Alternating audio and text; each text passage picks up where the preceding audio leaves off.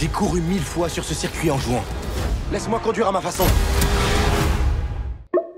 Bonjour à tous, c'est Antoine et aujourd'hui je viens vous parler de Gran Turismo, l'adaptation entre guillemets du célèbre jeu de course de PlayStation. Si je dis entre guillemets, c'est que c'est moins une adaptation du jeu vidéo qu'un film sur l'histoire vraie de Jan Mardenborough, un grand joueur de Gran Turismo qui a rejoint la GT Academy, un concours organisé par Nissan pour permettre aux meilleurs pilotes du jeu de devenir de vrais pilotes de course dans le monde réel de la réalité véritable. Bon, dit comme ça, c'est un choix un peu bizarre, mais à l'instar du programme de Nissan, le film Gran Turismo a surtout pour ambition d'être une bonne grosse pub pour la marque qui fasse rêver et donne envie à tout le monde d'être fast et furieux. Sur le papier, tout ça sonne un peu facile et opportuniste, en plus d'offrir un énième truc béat sur la méritocratie et le fait de croire en ses rêves.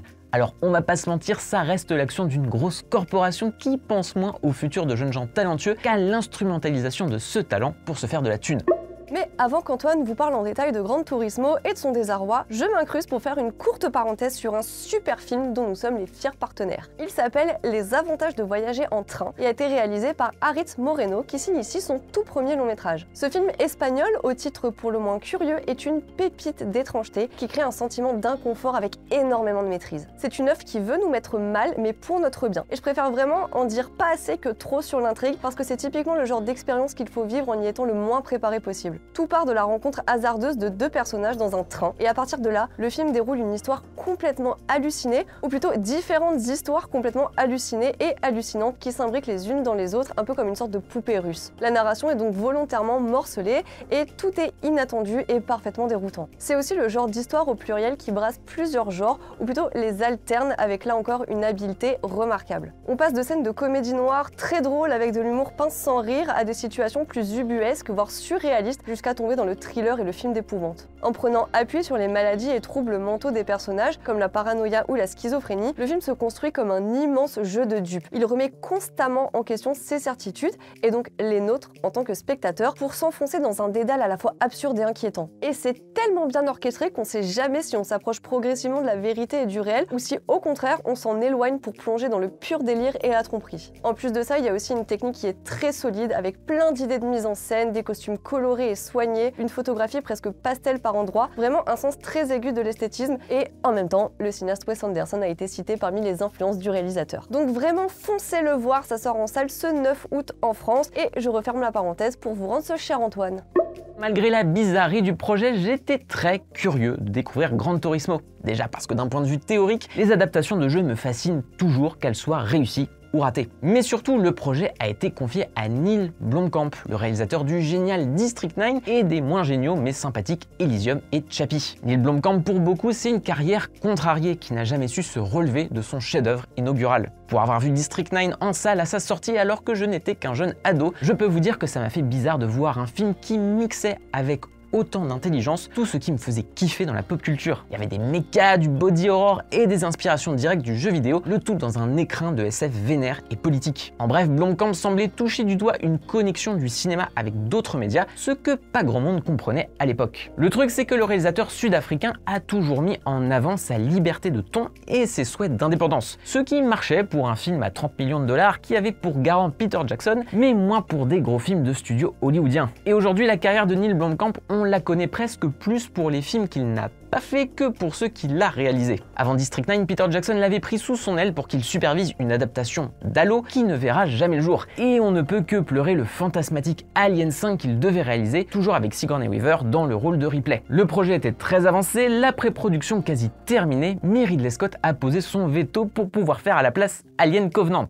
Ouais, c'est bien triste, mais ça m'a donné l'idée d'un petit business florissant, des poupées vaudou à l'effigie de Scott, et je peux vous dire que depuis House of Gucci, ça part comme des petits pains. Du coup, face à tant de déconvenus, et encore je ne vous ai pas parlé du projet Robocop Returns, lui aussi annulé, Blomkamp a claqué la porte d'Hollywood et est parti fonder Oats Studios, une petite structure indépendante qui a financé des courts-métrages hyper ambitieux et des expérimentations autour du fantastique et de la SF. Bon, le truc, c'est que le modèle économique, à la base prévu en partenariat avec la plateforme de jeux vidéo Steam, a rapidement capoté.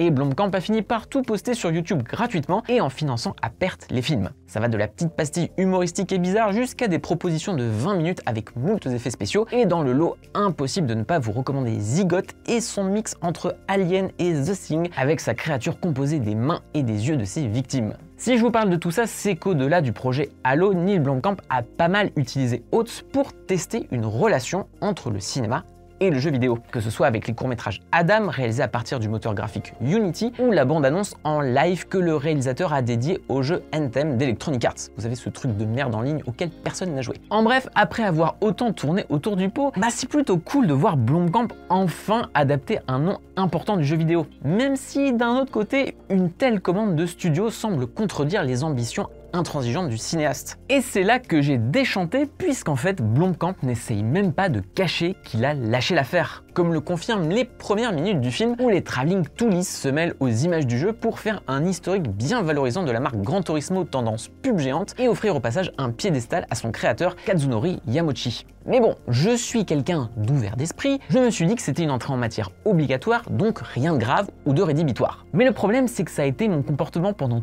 toute la première heure de Gran Turismo que j'ai passé dans le déni tandis que je voyais le film caler pitoyablement. Alors on va commencer par un peu d'honnêteté, je me doutais bien que le scénario n'allait pas voler bien haut, et franchement j'étais prêt à l'accepter si Blomkamp transcendait le reste. Mais déjà c'est pas le cas, mais j'y reviendrai, et surtout ça n'explique pas le bordel qu'est l'écriture de ce machin. Je sais pas à quel point le vrai Yann Mardenborough a tenu à une exactitude de la retranscription de sa vie, mais Gran Turismo est blindé de personnages inutiles et de sous-intrigues qui vont nulle part. Le meilleur exemple de ça, c'est sans nul doute la petite copine du protagoniste qui pop au milieu du récit pour ne rien apporter, mais genre vraiment rien. Tout ça est en plus noyé dans une dynamique qui se contente de cocher toutes les cases du film de sport, entre le mentor dur mais au cœur tendre et le rival connard qui finit par devenir pote avec le héros. On nous fait même le coup du père fan de sport qui ne comprend pas pourquoi son fils joue aux jeux vidéo toute la journée. Et en même temps, l'ensemble torche tellement ces scènes et leur agencement que ça lui permet de passer très vite sur les sujets plus embarrassants. C'est notamment le cas avec Danny Moore, le personnage incarné par Orlando Bloom, qui est à l'origine de la GT Academy. Déjà, on nous fait vite comprendre que le projet sert avant tout à toucher une démographie qui n'achète plus de voitures, ou du moins plus avec l'envie de conduire. Mais ça, c'est très vite laissé de côté. Et lorsqu'il s'agit d'interroger la malhonnêteté du type et son envie de mettre en valeur sa marque plus que le talent, Blomkamp tente un truc, mais c'est immédiatement tué dans l'œuf et on n'y reviendra plus. On va pas se mentir, ça fait un peu mal de voir le cinéaste vendre son cul comme ça après avoir autant résisté à la machine hollywoodienne. Mais encore une fois, j'étais prêt à accepter que Gran Turismo ne me raconte rien de palpitant si le réal avait au moins l'opportunité de vraiment expérimenter en matière de mise en scène. Et c'est là que je suis dans l'incompréhension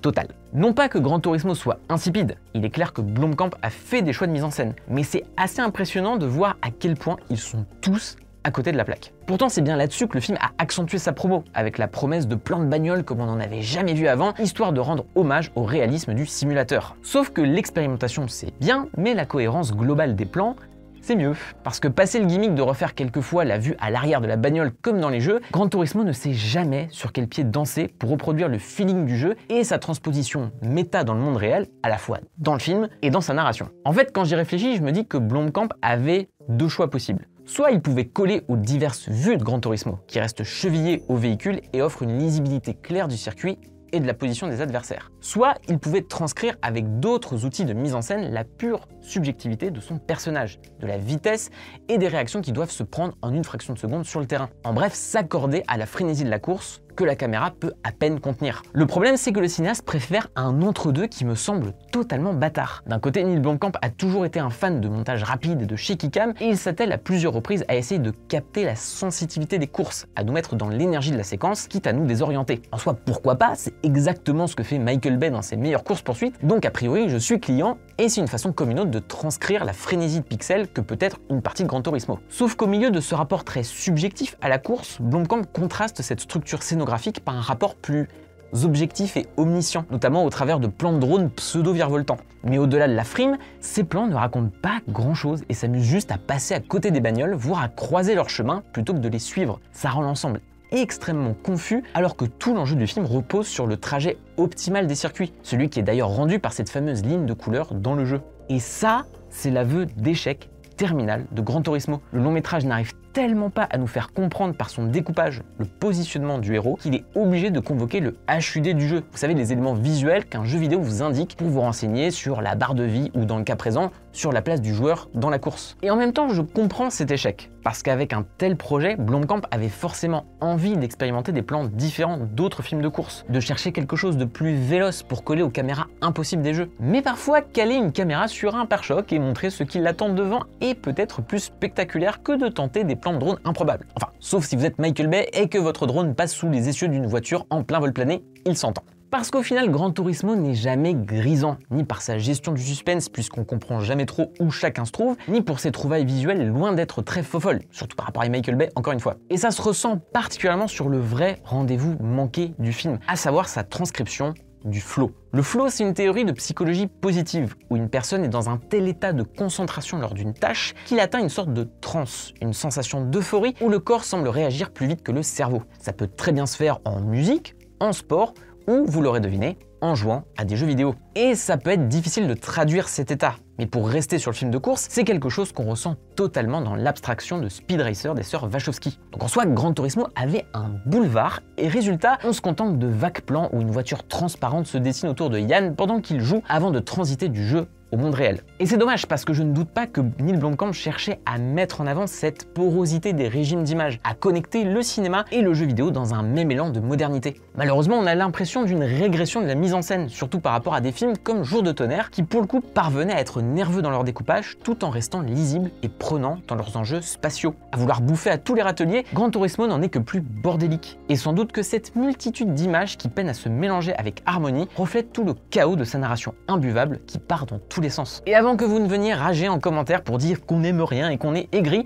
sachez que ça me fait vraiment mal de dire ça de Neil Blomkamp et que Gran Turismo est peut-être l'une de mes plus grosses déceptions de cette année. Pas le pire film de l'année, rassurez-vous, pour ça il y a Astérix. J'adore quand tu dis ça, j'adore. Mais une douche froide qui confirme plus que jamais que l'un des artistes les plus prometteurs de ces 15 dernières années n'a pas réussi à transformer l'essai. Voilà, c'est la fin de cette vidéo, mais avant de vous quitter, il est de mon devoir de vous rappeler qu'Écran Large a besoin de votre soutien et la presse actuelle en a bien besoin. Pour ça, n'hésitez pas à lire nos articles sur le site, y compris ceux qu'on va dédier à Gran Turismo et à Neil Blomkamp, mais aussi à aller écouter notre podcast, La Réu d'Écran Large, où on parle en équipe de sujets divers comme les films de requins, Hans Zimmer ou la carrière de Margot Robbie. Le lien est en description et sur ce, je vous dis à la prochaine.